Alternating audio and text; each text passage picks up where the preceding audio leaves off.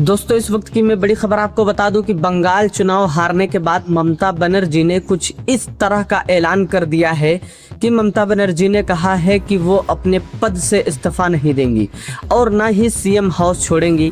ममता बनर्जी ने कहा है कि हम चुनाव जीत चुके हैं, धांधली करके बीजेपी इस चुनाव को अपने नाम करना चाह रही है, इसलिए ना तो मैं राजभवन जाकर राज्यपाल को इस्तीफा दूंगी और ना ही सीएम हाउस छोड़ूंगी। मैं इस्तीफा नहीं देने वाली। ममता बनर्जी का ये बयान बंगाल के अंदर एक गंभीर संवैधानिक संकट पैदा कर सकता है।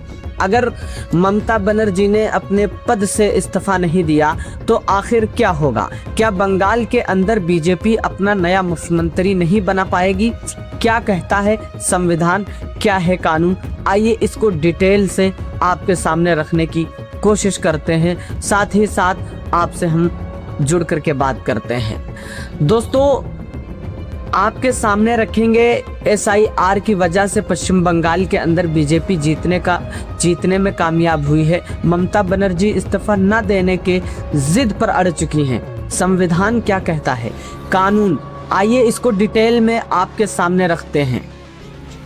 दोस्तों, साथ ही साथ SIR से जुड़ा एक मुद्दा भी आपके सामने रखेंगे।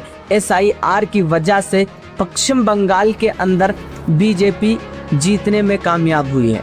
ममता बनर्जी इस्तीफा न देने की जिद पर अड़ चुकी है। संविधान क्या कहता है? भारतीय संविधान के मुताबिक अगर कोई मुख्यमंत्री किसी पद पर है और उसके 5 साल पूरे हो चुके हैं तो नई सरकार बनने के लिए उसको अपने पद से इस्तीफा देना ही पड़ेगा। भले ही वो दोबारा से मुख्यमंत्री की शपथ ले, लेकिन उसको अपने पहले टर्म जो 5 साल का होता है उसको इस्तीफा देना ही पड़ेगा। उसके बाद ही दूसरा मुख्यमंत्री किसी भी राज्य का बन सकता है। अब दोस्तों, ममता बनर्जी को अपने पद से इस्तीफा देना पड़ेगा। अगर ममता बनर्जी अपने पद से इस्तीफा नहीं देती हैं तो सरकार बनने में थोड़ी देर हो सकती है। हालांकि ऐसा नहीं है कि अगर पद से इस्तीफा नहीं देंगी तो सरकार दूसरी नहीं बनेगी। भारतीय संविधान के अनुच्छेद 164 के तहत मुख्यमंत्री का सिलेक्शन राज्यपाल करते हैं। बाकी जो मंत्री होते हैं उसका सिलेक्शन राज्यपाल और मुख्यमंत्री की सलाह से किया जाता है। तो राज्यपाल अगर चाहे तो मुख्यमंत्री को बिना इस्तीफा दिए ही पद से हटा सकते हैं। 5 साल का कार्यकाल पूरा होने के बाद किसी भी प्रदेश का मुख्यमंत्री अगर चुनाव हार जाता है, बहुमत पूरी हासिल नहीं कर पाता है, तो उसको सत्ता में बने रहने का कोई भी अधिकार नहीं है। भारतीय संविधान के मुताबिक उसको इस्तीफा देना ही पड़ेगा। अब ममता बनर्जी अपनी जिद पर अड़ गई हैं कि वो इस्तीफा नहीं देंगी। अगर ममता बनर्जी इस्तीफा नहीं देती हैं तो क्या वो मुख्यमंत्री बनी रहेंगी? बिल्कुल नहीं। राज्यपाल के पास कई सारे ऑप्शन है ममता बनर्जी को उनके पद से हटाने के लिए। दूसरी सरकार को सत्ता सौंपने के लिए राज्यपाल ममता बनर्जी को सदन में बुलाकर बहुमत हासिल करने, साबित करने के लिए कह सकती हैं, और आप इस्तीफा नहीं दे रही हो तो आओ सदन में बहुमत साबित करो और मुख्यमंत्री पद पर बने रहो।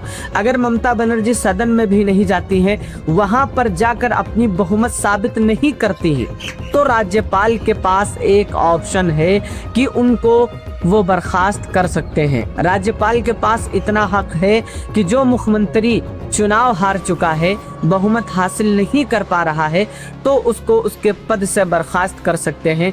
फिलहाल कुल मिलाकर बात यह है कि ममता बनर्जी भले ही कितनी भी जिद पर अड़ रही हैं, लेकिन उनको अपना पद छोड़ना ही पड़ेगा।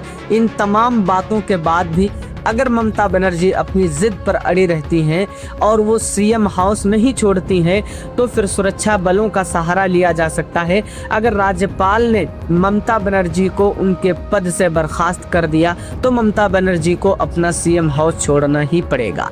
इस वक्त वो जहां पर रह रही हैं, अगर वो उन्हें नहीं छोड़ती हैं तो कानून व्यवस्था बनाए रखने के लिए सुरक्षा बलों का सहारा भी लिया जा सकता है।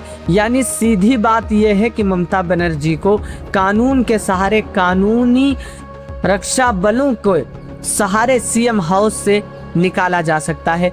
भारतीय राजनीति के इतिहास में ऐसा पहली बार होने जा रहा है। आप दोस्तों क्या सोचते हैं? कमेंट बॉक्स में ज़रूर बताना। अगर ये खबर आपको अच्छी लगी है तो आगे तक शेयर करना और हमारे इस चैनल की आप अपने कमेंट और सब्सक्राइब करके इस चैनल की मदद करना, ताकि सच और हक आपके सामने रख सकूं। मिलते हैं दोस्तों एक नए अपडेट के साथ।